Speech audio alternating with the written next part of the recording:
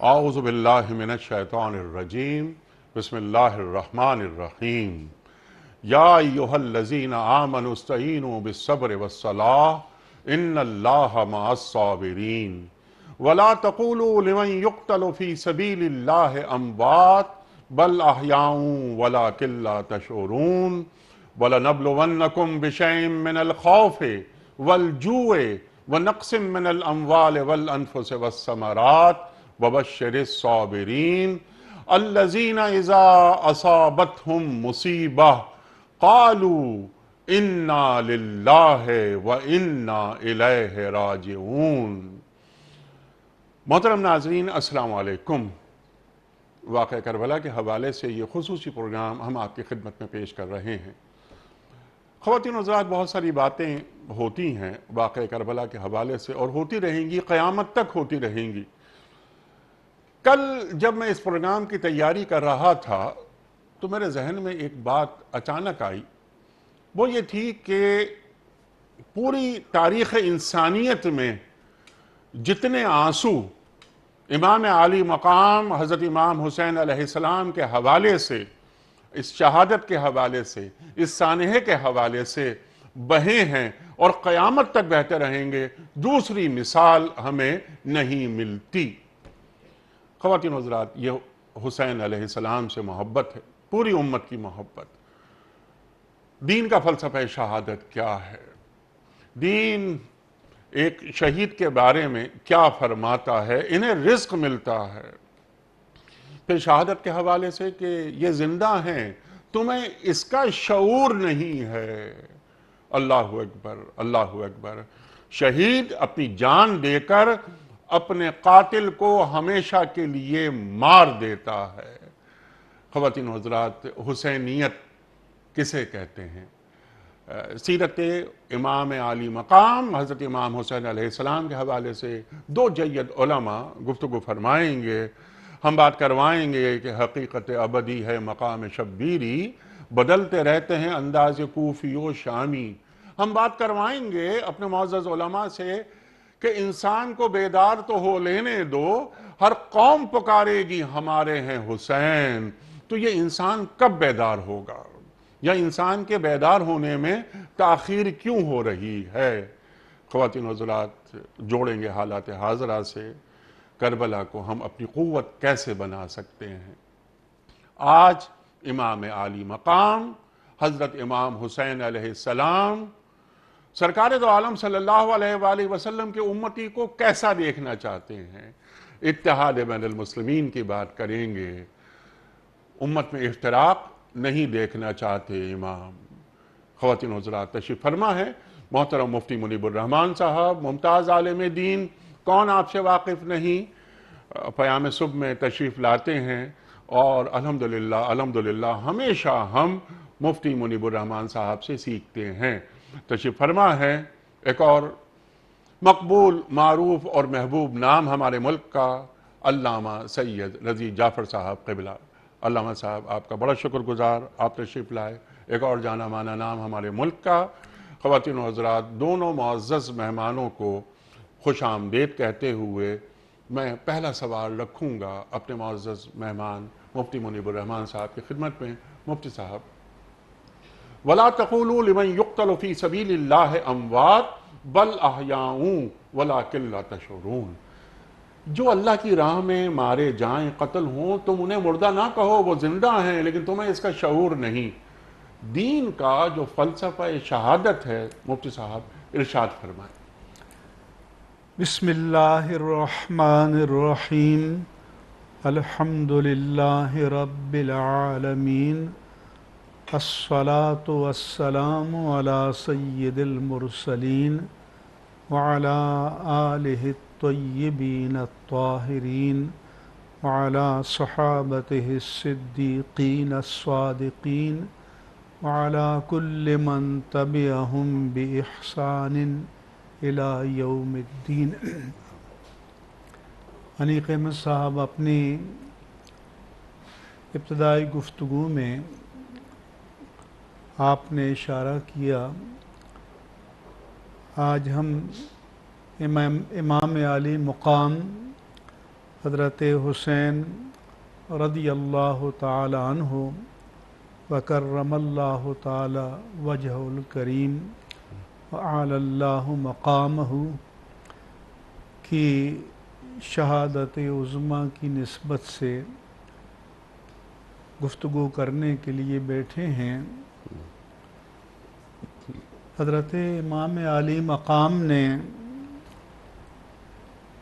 شہادت سے عظمت نہیں پائی بلکہ شہادت کو آپ سے عظمت ملی۔ سبحان اللہ سبحان اللہ سبحان اللہ سبحان اللہ۔ آپ نے نسبت شہادت کو معتبر بنا دیا، مؤقر بنا دیا، اور ابتلا کے، آزمائش کے، استقامت کے، عزیمت کے جتنے عنوانات متصور ہو سکتے ہیں اللہ اکبر، آپ نے اپنی شہادت میں ان سب کو جمع فرما دیا۔ جیسا کہ آپ نے ابتدائی گفتگو میں کہا کہ اللہ تبارک و تعالی ارشاد فرماتا ہے وَلَا تَقُولُوا لِمَنْ يُقْتَلُ فِي سَبِيلِ اللَّهِ أَمْوَاتٌ بَلْ أَحْيَاءٌ وَلَكِنْ لَا تَشْعُرُونَ۔ دوسرے مقام پر فرمایا کہ وَلَا تَحْسَبَنَّ الَّذِينَ قُتِلُوا فِي سَبِيلِ اللَّهِ أَمْوَاتًا بَلْ أَحْيَاءٌ عِنْدَ رَبِّهِمْ يُرْزَقُونَ۔ جی، یہاں اللہ تعالیٰ نے دو ہدایتیں فرمائیں۔ ایک تو یہ کہ اپنی زبان سے ان شخصیات کو جنہوں نے اپنی جان کو اللہ کی راہ میں قربان کیا، پیش کیا، زبان سے مردہ نہ کہو۔ دوسری جگہ فرمایا کہ وَلَا تَحْسَبَنَّ الَّذِينَ قُتِلُوا فِي سَبِيلِ اللَّهِ أَمْوَاتًا، صرف زبان سے مردہ کہنے کی ممانعت کافی نہیں ہے، بلکہ فرمایا کہ اپنے خواب و خیال میں بھی، اپنے دل و دماغ کے کسی گوشے میں بھی انہیں خبردار مردہ گمان بھی نہ کرو۔ دونوں مقام پر فرمایا بل احیاء، بلکہ وہ زندہ ہیں۔ جی، ایک جگہ فرمایا کہ وَلَكِنْ لَا تَشْعُرُونَ، لیکن تمہیں ان کی زندگی کا شعور نہیں ہے۔ ظاہر ہے کہ جو جس تجربے سے گزرا نہ ہو، اس تجربے کی تمام حقیقتوں اور معنویت کا عقلاً ادراک اس کے لیے، اس کا احاطہ ممکن بھی نہیں ہے۔ جی، دوسرے مقام پر فرمایا کہ عند ربہم یرزقون، انہیں اپنے رب کے پاس رزق بھی عطا کیا جاتا ہے۔ وہ رزق کیا ہے، اس کی تفصیلات کو اللہ تعالیٰ نے بیان نہیں فرمایا۔ پھر فرمایا کہ فرحین بما آتاہم اللہ من فضلہ، اللہ نے اپنے فضل سے جو ان کو عطا کیا ہے اس پر وہ خوش ہیں۔ وَيَسْتَبْشِرُونَ بِالَّذِينَ لَمْ يَلْحَقُوا بِهِمْ مِنْ خَلْفِهِمْ، اور وہ ان کی بھی خوشی مناتے ہیں جو ان کے بعد آنے والے ابھی ان سے لاحق نہیں ہوئے۔ اللہ اکبر، اللہ خوف علیہم ولا ہم یحزنون، اور پہلے ہی سے وہ گارنٹی دیتے ہیں کہ انہیں نہ آنے والے کسی بات کا خوف ہوگا اور نہ گزشتہ کسی بات کا رنج و ملال ہوگا۔ سبحان اللہ۔ اسی فلسفے کو علامہ اقبال نے اپنے اشعار میں بیان کیا کہ برطرد اندیش سود و زیاں ہے زندگی، ہے کبھی جاں اور کبھی تسلیم جاں ہے زندگی۔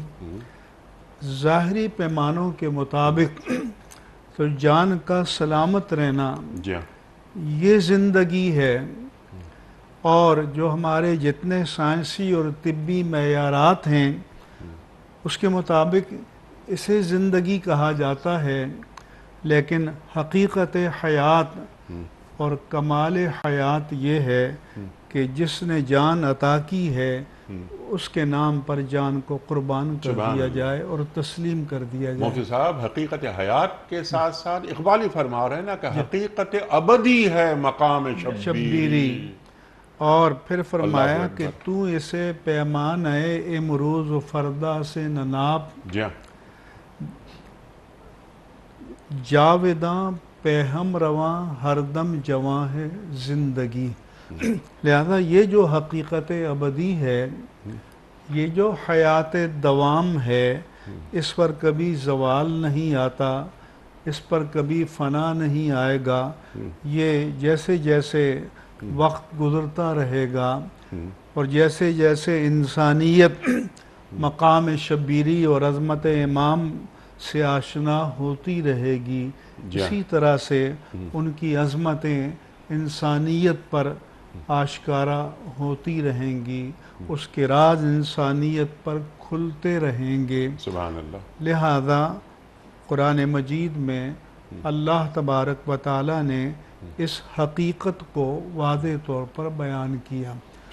تسلیم جہاں کیا ہے کہ امیر المؤمنین حضرت علی المرتضی رضی اللہ تعالیٰ عنہ وکرم اللہ وجہ الکریم سے لوگوں نے کہا کہ یہ جو ملعون و مردود عبد الرحمن ابن ملجم ہے، اس کے عزائم آپ کے بارے میں اچھے نہیں ہیں۔ ایک مرتبہ آپ خطبہ ارشاد فرما رہے تھے تو اس نے زیر لب یہ کہا کہ میں ایسی چکی چلاؤں گا کہ لوگوں کو ان سے نجات دوں گا۔ کسی نے سن لیا، امیر المومنین کو بتایا کہ اس کے عزائم اچھے نہیں ہیں، تو ظاہر ہے کہ عام انسان ہوتا تو کہتا ہے اس کی گردن اڑا دو، اس نے یہ جسارت کی ہے، لیکن آپ نے فرمایا کہ کیف اقتل قاتلی، میں اپنے قاتل کو کیسے قتل کر دوں۔ اللہ اکبر۔ اس کا مطلب یہ ہے کہ انہیں مقام شہادت کا بھی پتہ تھا، انہیں قاتل کے بارے میں بھی پتہ تھا، اور پھر دوسرے مقام پر آپ نے فرمایا کہ ما قتلنی الآن، ابھی تک تو اس نے مجھے قتل نہیں کیا، تو میں ارتکاب جرم سے پہلے سزا کیسے دے دوں۔ تو یہ پھر اللہ کے رسول نے صلی اللہ علیہ وسلم آپ سے فرمایا تھا کہ یا ابا تراب، اے ابو تراب، اشق الناس رجلین، پورے عالم انسانیت میں دو سب سے بدبخت انسان گزرے ہیں۔ ایک آپ نے فرمایا کہ گزشتہ امتوں کا وہ شخص اخیمر یہود کہ جس نے حضرت صالح علیہ السلام کی اونٹنی کے کونچیں کاٹ ڈالی، فَعَقَرُ النَّاقَةَ، قرآن نے بیان کیا۔ اور دوسرا بدبخت انسان وہ ہوگا کہ اے علی، تمہارے چوٹی سے لے کر تمہاری تھوڑی تک اس کو رنگین کرے گا اور تمہاری داڑھی خون سے رنگین ہو جائے گی۔ تو اللہ کے رسول نے بھی ان کو شہادت کی بشارت دی، اور انہوں نے اس سے گریز کے راستے نہیں نکالے، بلکہ ذہنی طور پر، قلبی طور پر اس کے لیے ہمیشہ تیار رہے۔ اور سبحان اللہ، سبحان اللہ۔ علامہ صاحب، بنیادی گفتگو، شہادت، فلسفہ شہادت، دین ایک شہید کو کیسا دیکھتا ہے، کون سا مرتبہ دیتا ہے، وغیرہ وغیرہ، بہت ساری باتیں۔ مولا علی کا ذکر ہوا، ایک قول یاد آیا، آپ فرماتے ہیں کہ موت میری زندگی کی حفاظت کرتی ہے۔ اللہ اکبر۔ فلسفہ شہادت پہ بات ہو رہی تھی۔ اب ایک شہید اپنی جان دے دیتا ہے دین کی بلندی کے لیے۔ میری جان دین کے مقابلے میں کچھ بھی نہیں، اگر یہ جان دین کے کام آتی ہے تو مجھے قبول ہے۔ شہید ہوں گا نا میں، شہید کا مقام، مرتبہ، انبیاء کی خواہش شہادت، اللہ کے رسول صلی اللہ علیہ وآلہ وسلم کا ارشاد کہ میں پیدا ہوں اور میں شہید ہوں، پھر پیدا ہوں، پھر میں شہید ہوں، پھر میں پیدا ہوں، پھر میں شہید ہوں۔ سرکار دو عالم صلی اللہ علیہ وآلہ وسلم کی بھی یہ خواہش کہ انہیں شہید کا درجہ ملے۔ یہ شہید کا مقام کیا ہوتا ہے؟ آج تک ہم دیکھ رہے ہیں 1400 برس گزرنے کے باوجود نعرہ تکبیر اور اللہ اکبر جب یہ صدا بلند ہوتی ہے تو ہمیں اپنی جانیں بہت چھوٹی محسوس ہوتی ہیں۔ اللہ اور اللہ کے رسول صلی اللہ علیہ وآلہ وسلم کی دعوت کے سامنے، اس پکار کے سامنے ہم سب لبیک کہتے ہیں۔ ارشاد۔ اعوذ باللہ السمیع العلیم من الشیطان اللعین الرجیم، بسم اللہ الرحمن الرحیم۔ انیق صاحب، آپ نے آج کا پروگرام بہت ہی خوبصورت اور بڑا معنی خیز پروگرام رکھا ہے، اللہ آپ کو اس کی جزا عطا کرے، آمین۔ اور ہم سب فلسفہ شہادت کو بھی سمجھیں، شہیدان کربلا کی بارگاہ میں اپنا نظر عقیدت بھی پیش کریں اور ان سے رمز حیات سیکھیں۔ اللہ اکبر۔ رمز حیات سیکھیں۔ کربلا کا واقعہ طے شدہ تھا، اور یہ تاریخوں میں بات موجود ہے کہ 30 شعبان سن 4 ہجری جب امام حسین علیہ السلام دنیا میں تشریف لائے اور آپ کو لا کر پیغمبر کے آغوش میں دیا گیا تو آپ ان سے بہت خوش تھے، پیار کر رہے تھے، گلے سے لگا رہے تھے۔ جناب ام سلمہ پیغمبر کی شریک حیات فرماتی ہیں کہ میں کسی کام سے دوسرے حجرے میں چلی گئی تو اچانک مجھے پیغمبر کے رونے کی آواز آئی۔ میں گھبرا کے آئی کہ ابھی تو اس بچے سے اتنے خوش تھے، تو یہ رونے کی آواز کیسے آئی؟ آئی دیکھا پیغمبر رو رہے ہیں، بچے کو لپٹا بھی رہے ہیں اور رو بھی رہے ہیں۔ پوچھا اللہ کے رسول خیر ہے؟ اور میں نہیں، ابھی فرشتے نے آ کر مجھے خبر دی ہے کہ جس بچے کو آپ اتنا پیار کر رہے ہیں یہ آپ کی امت کے ہاتھوں شہید ہونے والا ہے۔ تو یہ شہادت کی منزل امام عالی مقام کے لیے معین تھی۔ آپ نے سرکار دو عالم حضرت محمد مصطفیٰ صلی اللہ علیہ وسلم کا ذکر بھی فرمایا، اور حضور نے بہت سی احادیث میں واضح طور پر فرمایا کہ انسان کے لیے موت کی بہت سی قسمیں ہو سکتی ہیں، مگر افضل ترین موت شہادت کی۔ سبحان اللہ۔ شاہ ولی اللہ دہلوی، محدث دہلوی نے اس موضوع بڑی اچھی کتاب لکھی ہے، سر الشہادتین۔ انہوں نے لکھا ہے کہ چونکہ شہادت انتہائی کمال کی موت ہے تو اللہ نے یہ نہیں چاہا کہ اپنے محبوب کو اس شرف سے محروم رکھے، اس لیے حضور کے لیے 2 شہادتیں، ایک سری شہادت، ایک جہری شہادت، مخفی شہادت اور اعلانیہ شہادت۔ مخفی شہادت اپنے بڑے نواسے حسن کے ذریعے دی، اور جہری اعلانیہ شہادت اپنے چھوٹے نواسے حسین کے ذریعے، تاکہ وہ کمال جو شہادت سے وابستہ ہے اس سے بھی سرکار محروم نہ رہیں۔ زندگی میں وہ جنگوں میں شہید نہیں ہو سکتے تھے، ورنہ اسلام کی ترقی رک جاتی۔ اس لیے اللہ نے یہ تو نہیں چاہا کہ وہ میدان جنگ میں شہید ہو، مگر اللہ نے یہ چاہا کہ ان کو شہادت کے دونوں مرتبے نصیب ہو جائے، کیونکہ ان نے خود فرمایا کہ شہادت اعلیٰ ترین موت کا انداز ہے، اس لیے اللہ نے دونوں مرتبے ان کا عطا کیا۔ اب دیکھیے، امام عالی مقام کی شہادت ایک غیر معمولی واقعہ ہے انسانی تاریخ کا، اور ظاہر ہے کہ یہ بات بھی سچ ہے کہ جیسا امتحان امام عالی مقام نے دیا ہے ویسا نہ ان سے پہلے کسی نے دیا ہے، نہ ان کے بعد کسی نے دیا ہے۔ اللہ اکبر۔ انسانی تاریخ میں یہ مثال سب سے منفرد ہے کہ نواس رسول گھر سے نکل رہا ہے، اپنے جوان بیٹے کے ساتھ بھی، شیرخوار بیٹے کے ساتھ بھی، بھائیوں کے ساتھ بھی، بھانجوں کے ساتھ بھی، بھتیجوں کے ساتھ بھی، خواتین کے ساتھ بھی۔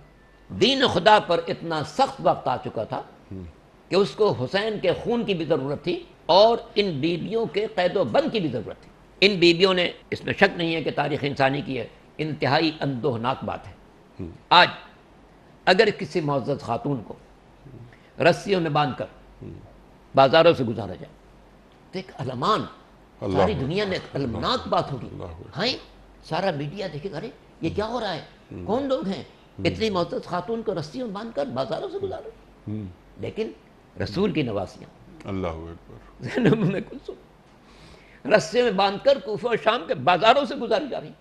یہی وجہ ہے کہ جب چوتھے امام سید الساجدین حضرت زین العابدین علیہ الصلوۃ والسلام سے پوچھا جاتا تھا کہ مولا سب سے زیادہ مصیبت کہاں پڑی، تو کربلا کا تذکرہ نہیں فرماتے تھے، فرماتے الشام الشام الشام۔ پوچھا ہے شام میں ایسی کون سی اس سے بڑی مصیبت کیا ہوگی کہ محمد کی نواسیاں سروں سے چادر چھین کر رسیوں میں باندھ کر دربار میں پیش کی جائیں۔ اللہ اکبر۔ تو یہ واقعہ عاشور سے پہلے بھی بے مثال ہے، عاشور کے بعد بھی بے مثال ہے۔ عاشور کے دن 3 دن کے بھوکے پیاسے، یعنی انسانیت کی کوئی بات وہاں نظر ہی نہیں آتی۔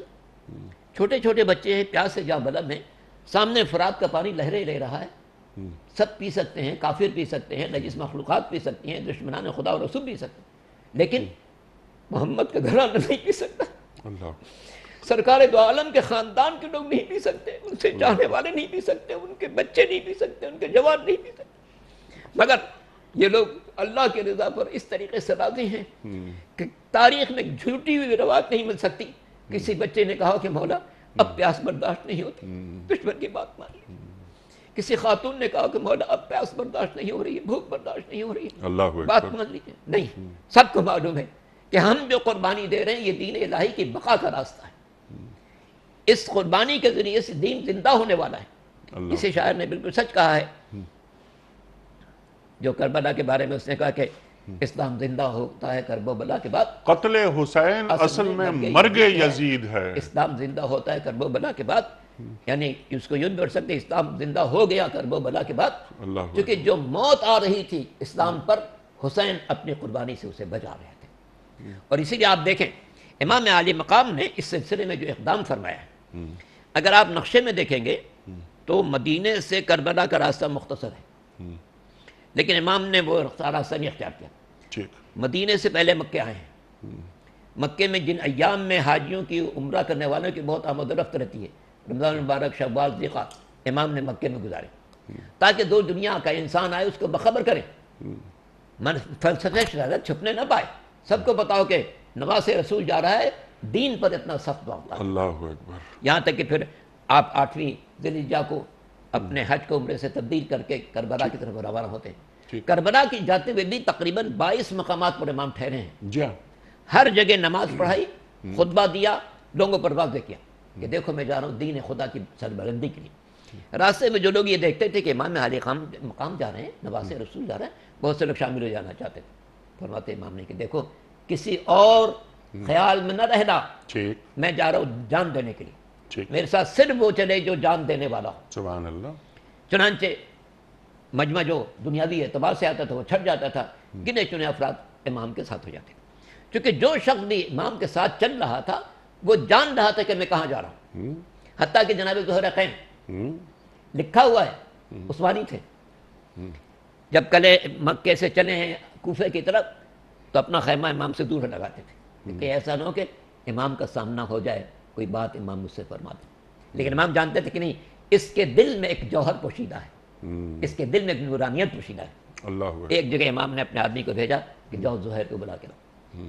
زہیر کو امام بلایا گیا اور پھر امام نے کہا کہ دیکھو دین خدا پر اتنا برا وقت آ چکا ہے کہ میں اپنے گھر والوں کے ساتھ نکلا ہوں جان قربان کرنے کے لیے، اگر تم اس سعادت کو حاصل کرنا چاہتے ہو تو آ جاؤ۔ ٹھیک۔ چنانچہ زہیر کے پر اتنا اثر ہوا کہ انہوں نے جا کے خیمے میں اپنے گھر والوں سے کہا کہ تم لوگ اٹھے جاؤ، میں حسین کے ساتھ ہوں۔ اب یہ زہیر کیا ہے، یہ میں چاہتا ہوں یہ بات آپ تک پہنچاؤ۔ جناب زہیر اگرچہ دوسری طرف تھے، مگر جب امام نے ان کو دین کی طرف دعوت دی تو آئے۔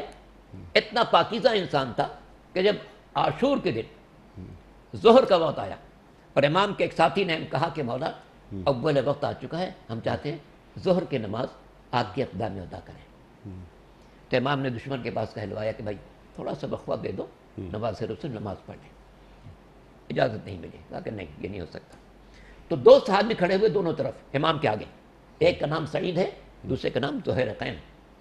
جب دشمن کی طرف سے کوئی تیر آتا تھا، دائیں طرف سے تیر آیا، سعید آگے بڑھے اور اپنے سینے پر وہ تیر قبول کیا، بائیں طرف سے تیر آیا، زہیر قیم آگے بڑھے، دوڑ کر اس تیر کو اپنے سینے پر لے لیتے تھے۔ ایسی مثال ہمیں انسانی تاریخ میں کہیں نہیں ملتی کہ کوئی مجاہد اس طریقے سے شہادت کا آرزو مند ہو کہ وہ دوڑ دوڑ کر تیروں کو اپنے سینے پر لے رہا ہو تاکہ امام کے قدموں پر کوئی تیر نہ پہنچنے پائے، یہاں تک کہ 13 تیر کھائے عشق رسالت میں، عشق دین میں، عشق الہی میں۔ وہ سبحان اللہ، اور عشق حسین میں ہے۔ عشق حسین۔ اللہ اکبر، اللہ اکبر۔ آپ نے بات کی ایثار کی، قربانی کی، محبت کی، عشق کی۔ شب عاشور چراغ گل ہو جاتا ہے کہ راتوں رات چلا جائے جس کو جانا ہے، صبح کو رن پڑنا ہے وہ بھی گھمسان کا رن، کوئی نہیں جاتا، چراغ گل کر دیا کہ اچھا ہو سکتا ہے کہ تم شرم و حیا کی وجہ سے نہیں جا رہے ہو۔ امام کا ساتھ کسی نے نہیں چھوڑا۔ کسی نہیں سنا۔ مفتی صاحب، اب یہ جو بات فرمائی، جو واقعہ اور طلب بیت، اس کو اگر فوکس کر لیں، ہم ذرا اس کو آگے بڑھاتے ہیں۔ امام عالی مقام حضرت امام حسین علیہ السلام کا کوئی ذاتی مقصد کبھی نہیں ہو سکتا، سوچا بھی نہیں جا سکتا، یعنی کوئی تخت و تاج چاہیے، کوئی منصب چاہیے، کوئی مرتبہ چاہیے۔ نواز رسول صلی اللہ علیہ وآلہ وسلم کیا تبدیلی آ رہی تھی، یا کیا مقصد تھا بیعت نہ کرنے کا؟ کیا دستور میں تبدیلی آ رہی تھی؟ کیا دین میں تبدیلی آ رہی تھی؟ کیا حلال حرام بن رہا تھا اور حرام حلال بن رہا تھا؟ یعنی طلب بیعت ہو رہی ہے تو امام عالی مقام کیا فرما رہے ہیں علیہ السلام کہ مثلی لا یبایع مثلا، کہ مجھ جیسا تجھ جیسے کی بیعت کرے۔ حنیق احمد صاحب البدایہ والنہایہ میں اور تفسیر طبری میں امام عالی مقام کے خطبات نقل کیے گئے ہیں۔ آپ نے فرمایا کہ قال رسول اللہ صلی اللہ علیہ وسلم، کہ رسول اللہ صلی اللہ علیہ وآلہ وسلم نے فرمایا اذا رأیتم سلطانا جائرا مستحلا لحرم اللہ، جب تم کسی ظالم سلطان کو دیکھو کہ اللہ کی حرمتوں کو حلال قرار دے رہا ہے، ناقصا لعہد اللہ، اللہ کے عہد کو توڑ رہا ہے، مخالفا لسنت رسول اللہ، اللہ کے رسول کی سنت کی مخالفت کر رہا ہے، یعمل فی عباد اللہ الاسم والعدوان، اور وہ اللہ کے بندوں میں گناہ اور حدود حق کی پامالی کر رہا ہے، ولم یغیر بقول ولا فعل، اور نہ قول سے اور نہ فعل سے ان ساری حرمتوں کی پامالی کو روک رہا ہے۔ تو جب یہ صورتحال ہو جائے تو پھر ظاہر ہے کہ مسلمان کا کام ہے کہ وہ ناموس دین، اقدار دین اور تعلیمات دین کی حفاظت کے لیے میدان میں آئے۔ پھر جیسا آپ نے اشارہ کیا کہ انہوں نے شب عاشور کو خطبہ دیا، چراغ گل کر دیا، پھر فرمایا اپنے رفقا سے، اعوان سے، انصار سے، اہل بیت سے کہ رات کی ظلمت چھا چکی ہے، تم میں سے تم لوگ میرے اہل بیت کے ایک فرد کا ہاتھ پکڑ کر نکل جاؤ، اللہ کی زمین بڑی وسیع ہے، کہیں نہ کہیں ٹھکانہ مل جائے گا، اور یہ تو میرے خون کے پیاسے ہیں، جب میرے خون سے ان کی پیاس بجھ جائے گی تو کسی اور کی فکر نہیں ہوگی۔ تو پھر روایت میں ہے کیا کہ اہل بیت نے کہا کہ اس عالم میں ہم آپ کو چھوڑ کر کیسے جا سکتے ہیں؟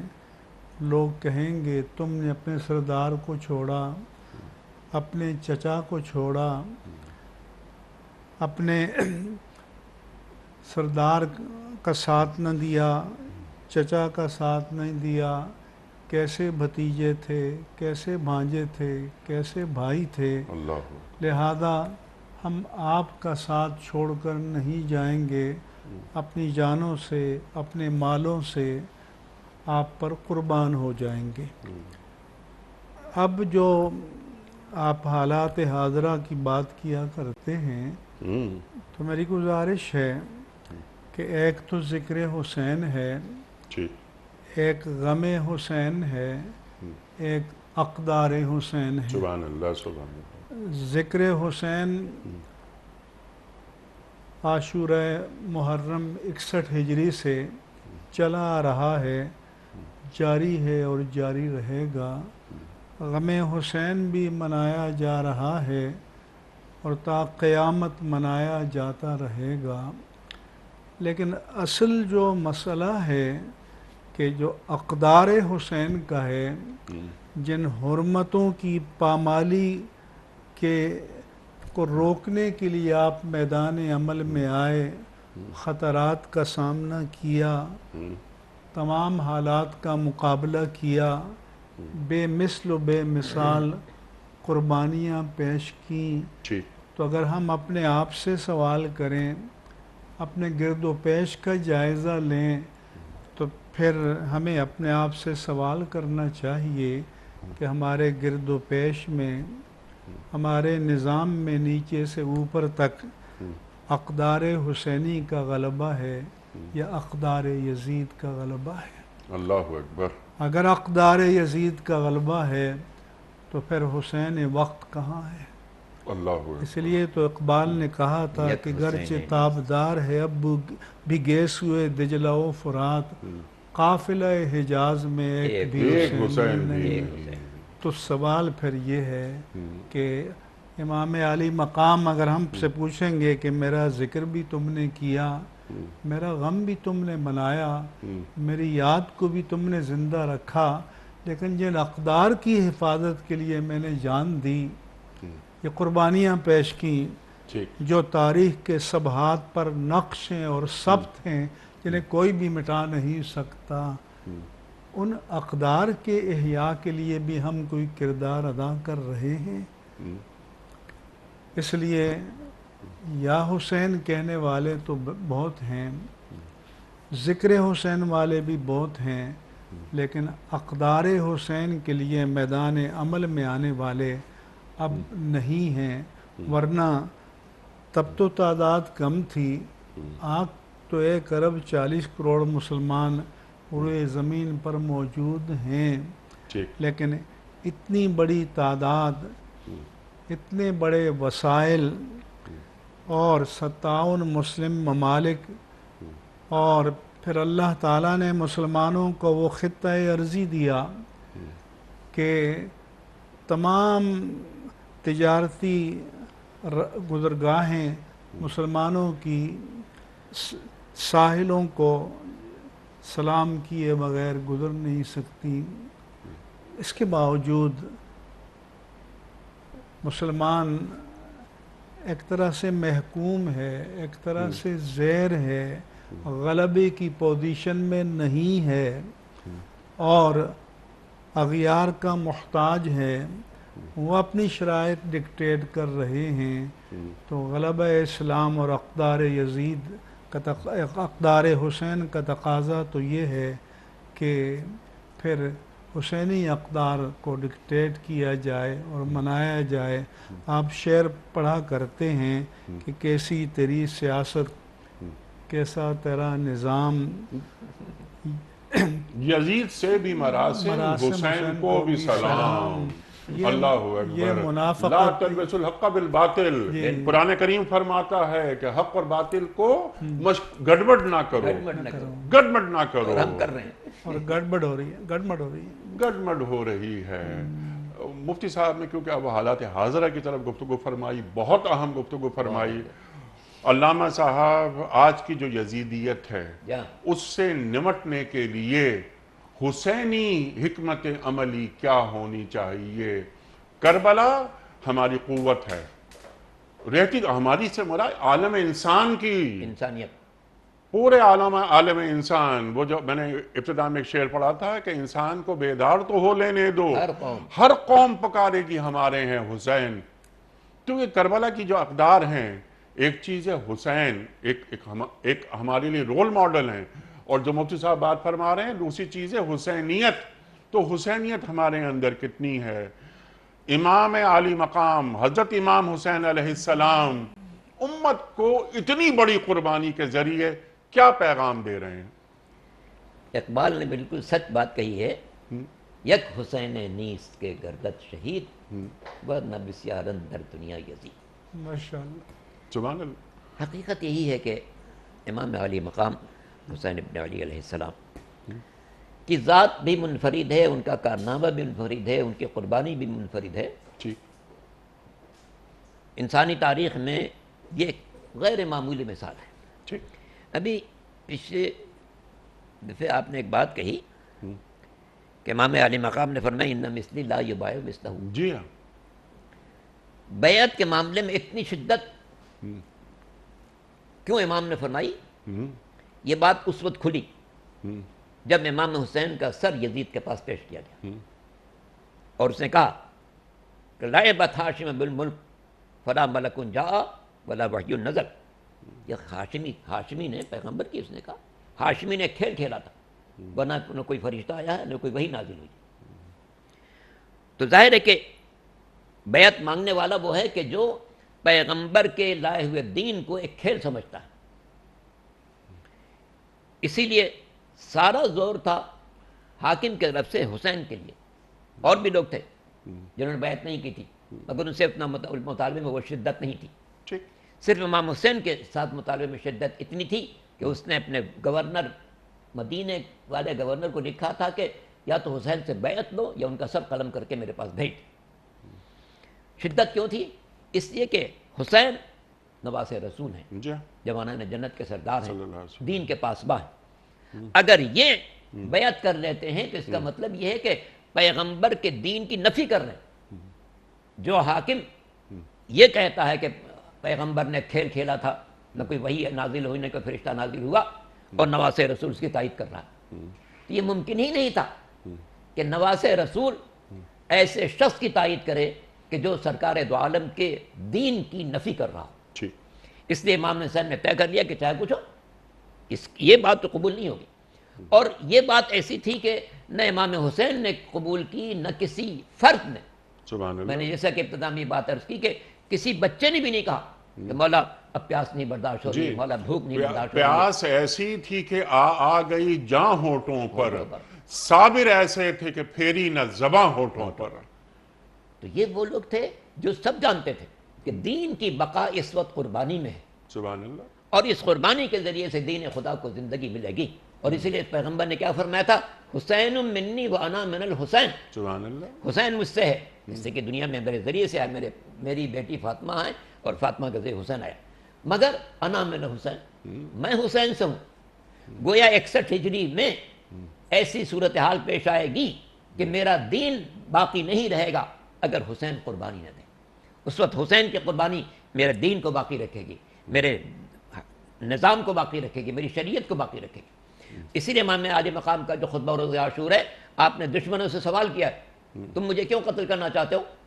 کیا کسی کا قصاص لینا چاہتے ہو؟ کیا میں نے کوئی ظلم اٹھایا کسی پر؟ اغیرت دینا وبدلت شریعتا، کیا میں نے دین میں کوئی تبدیلی کی ہے یا شریعت میں کوئی تغیر پیدا کیا ہے؟ یہ کیا ہے؟ اس بات کا اعلان ہے کہ دشمن قتل کر سکتا ہے مگر حسین کے دامن پر کوئی دھبا تلاش نہیں کرتا. سبحان اللہ. سبحان اللہ. تو امام علی مقام کی زندگی ایک غیر معمولی ہے. آج کے انسان کے لیے بھی اس بات کے بہت اہم ہے کہ وہ کربلا کو سمجھے. کربلا کو سمجھے کہ وہاں پر 6 مہینے کا بچہ شہزادہ علی اصغر، 12 سال کا شہزادہ قاسم، 18 سال کے جوان جناب علی اکبر، خاندان کے دیگر، سب کا ایک جذبہ ہے. اسی طرح سے انصار کو دیکھیں، چاہے حبیب بن مظاہر ہو، مسلم بن سجا ہو، زہر قین ہو، عابس ہو، شاکر ہو، سب چاہے کسی قبیلے کو ہو، نام و نسب کے اعتبار سے کہیں سے تعلق رکھتے ہوں، مگر کربلا میں سب حسینی ہیں.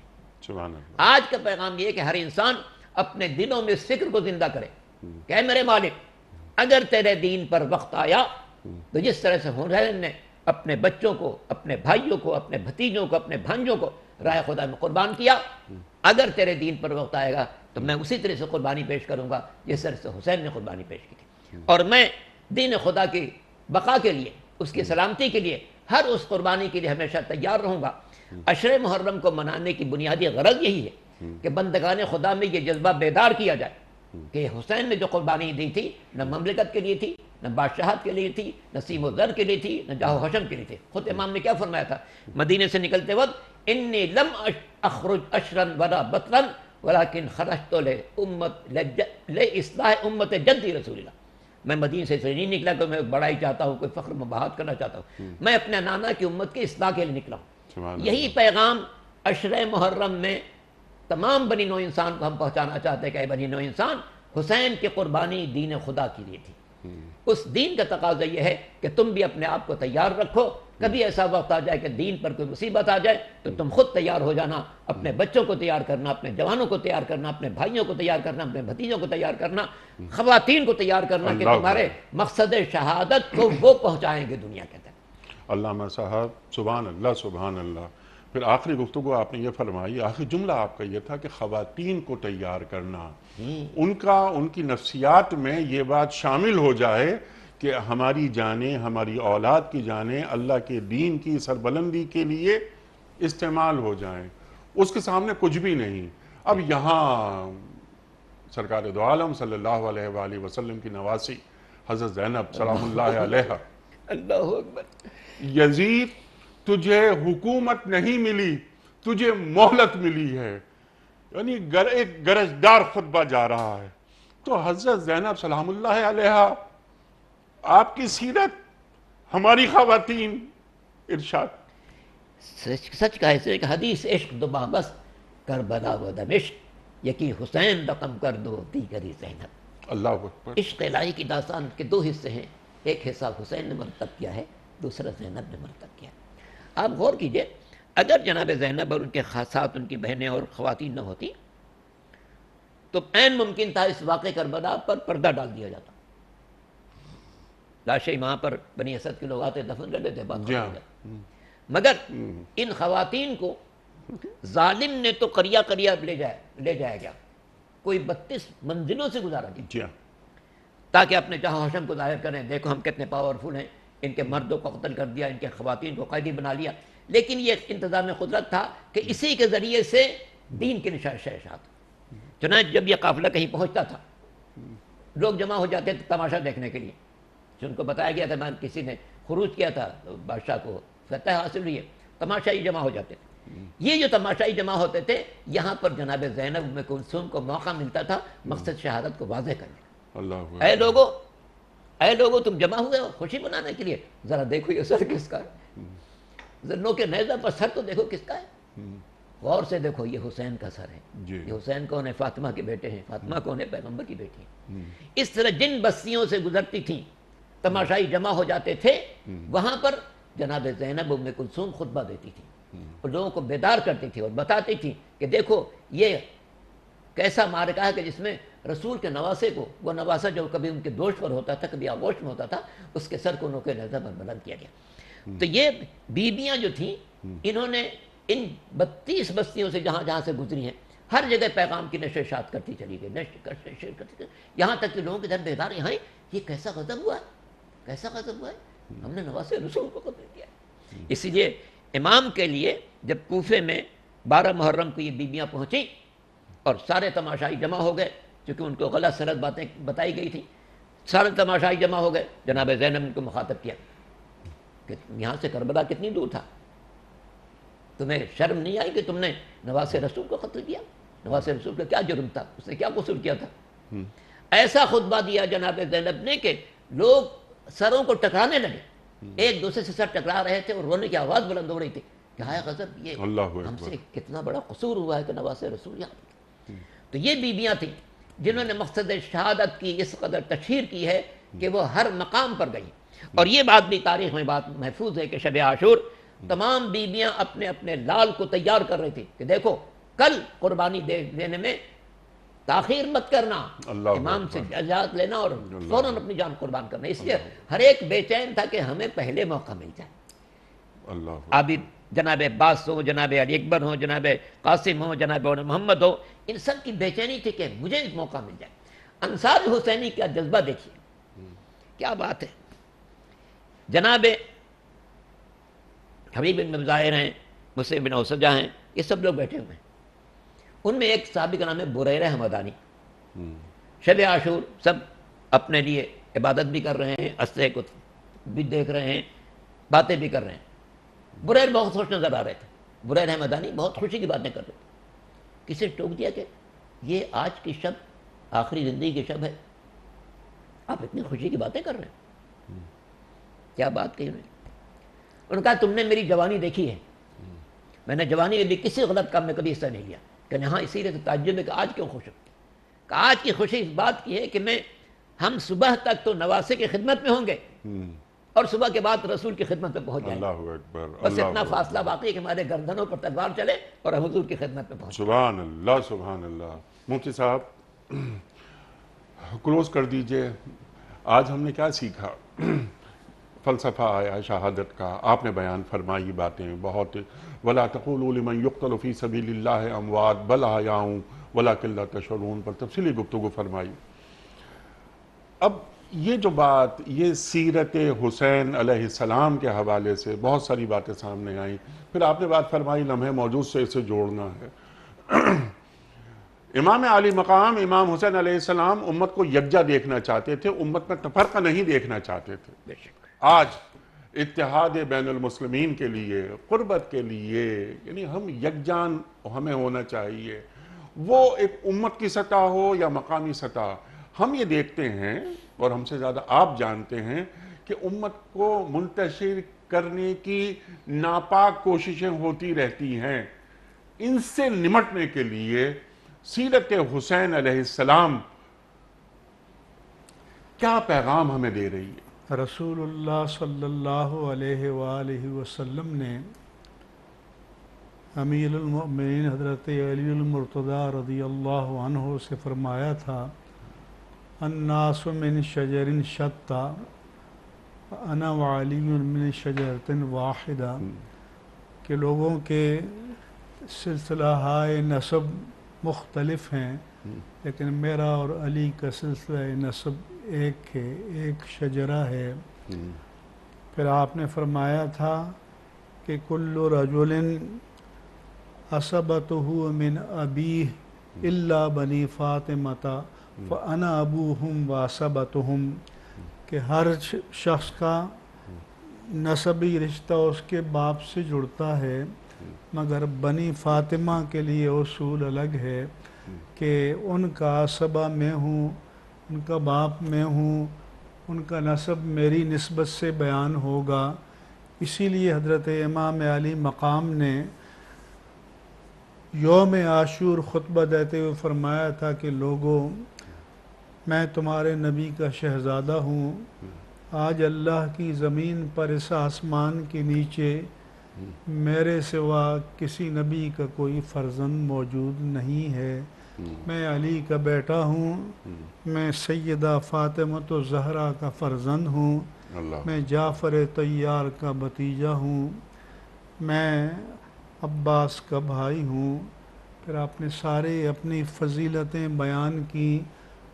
جو آپ نے فرمایا کہ اتحاد امت کے لیے ہم کربلا کو ایک مرکز و محور بنا سکتے ہیں, یہ وہ درسگاہ اور مکتب ہے کہ جس سے وابستہ ہو کر امت یکجا ہو سکتی ہے کہ اقدار حسین, تعلیمات حسین, شعار حسین, سیرت حسین پر سب یکجا ہوں, مجتمع ہوں اور دین حق کی سربلندی کے لیے, نصرت کے لیے, حفاظت کے لیے میدان عمل میں اتر آئیں. تو پھر اللہ کا دین بھی زندہ و تابندہ رہے گا, نبی کی تعلیمات بھی زندہ رہیں گی, کیونکہ اللہ کے پیارے حبیب صلی اللہ علیہ وآلہ وسلم نے فرمایا تھا کہ حسین منی وانا من حسین, حسین مجھ سے ہیں, حسین کا نسب مجھ سے جڑے گا اور میرے کمالات کا ظہور, میری اقدار کا ظہور, میری سیرت کا عظیمت و استقامت کے مظاہر حسین کی ذات سے پھوٹیں گے، ان کی ذات مرکز و محور بنیں گی، تو سب کو رسول اور اہل بیت رسول کی محبت یہ ہر مومن کے لیے جزو ایمان ہے، عین ایمان ہے، جوہر ایمان ہے اور حقیقت ایمان ہے، اس پر یکجا ہونا چاہیے۔ اللہ کے رسول صلی اللہ علیہ وآلہ وسلم کا فرمان یاد آیا کہ جس نے حسین سے محبت کی اس نے مجھ سے محبت کی۔ بالکل، اللہ اکبر، اللہ اکبر۔ اور جیسے آپ نے بات فرمائی کہ وہ یزیدیت، اس کا مقابلہ، آج کی یزیدیت سے نمٹنے کے طریقے کیا ہوں گے، حسین کی شہادت پر ہم آنسو بہاتے ہیں اور قیامت تک بہاتے رہیں گے، لیکن حسین کی شہادت پر آنسو بہانے کے ساتھ ساتھ ہمیں یزید کے، وقت کے یزید کے جو ہاتھ ہیں انہیں مضبوط نہیں کرنا چاہیے۔ حق و باطل کا وہی مارکہ عہد قدیم گرم دنیا میں بانداز جدید آج بھی ہے، فرق یہ ہے کہ نہیں عزم حسینی باقی، کربلا آج بھی ہے، فوج یزید آج بھی ہے۔ خواتین حضرات، اپنے دونوں معزز مہمانوں کا بڑا شکر گزار، بہت اہم پیغام ہمارے دونوں معزز مہمانوں نے ہمیں دیا، بتایا کہ دین کا فلسفہ شہادت کیا ہے، اور سیرت امام عالی مقام حضرت امام حسین علیہ السلام کی روشنی میں ہم کس طرح باوقار انداز میں جینا سیکھ سکتے ہیں، اور نہ ہی صرف جینا سیکھ سکتے ہیں، ہم امام حسین علیہ السلام کی سیرت کو پیش نظر رکھتے ہوئے باوقار انداز میں مرنا بھی سیکھ سکتے ہیں۔ یہ شہادت ہے، اور یہ شہادت گہے الفت میں قدم رکھنا ہے۔ لوگ آسان سمجھتے ہیں مسلمان ہونا۔ اپنے میزبان انیق احمد کو کل تک کے لیے اجازت دیجیے۔ خدا حافظ۔